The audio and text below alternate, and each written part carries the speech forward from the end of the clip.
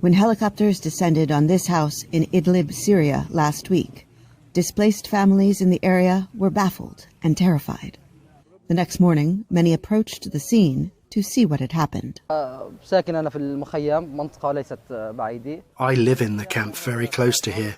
We heard noise and I could tell it was helicopters. I came here to find out what happened and saw the bodies of children and women. American officials say civilians who died in the operation against Islamic State's leader on Thursday were killed when the intended target's suicide vest exploded. The leader was known by several names, including Amir Muhammad Saeed Abdul Rahman al-Mawla, Abu Ibrahim al-Hashimi al-Qurashi, and Haji Abdullah.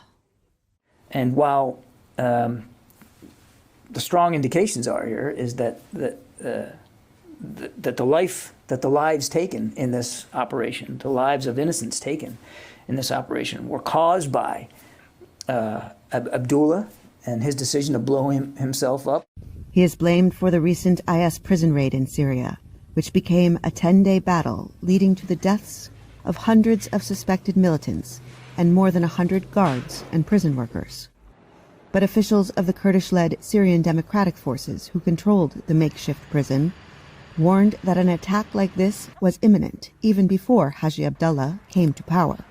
Northeastern Syria has several facilities holding tens of thousands of men, women, and children who surrendered when IS lost its last bit of territory in 2019. They are from dozens of countries, and all are held without charges.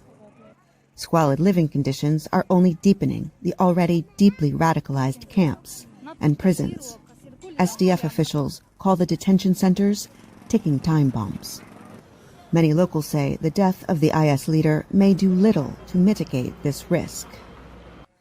But in Idlib, the last province in Syria still held by anti-government opposition forces, some observers say the death of the leader is, nonetheless, a boon. I feel joyous because IS is one of the terrorist organizations that destroyed Syria's revolution. It is like a disease or a virus. But others say that for civilians, the threat of IS has always been outmatched by the threat of international and local forces bombarding the group.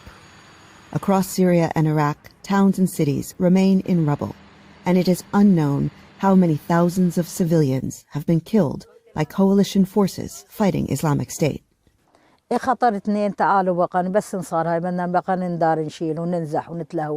We have been in danger and suffered from both sides. Children are particularly afraid. Even women are afraid. We fear the coalition planes with their missiles and their machine guns.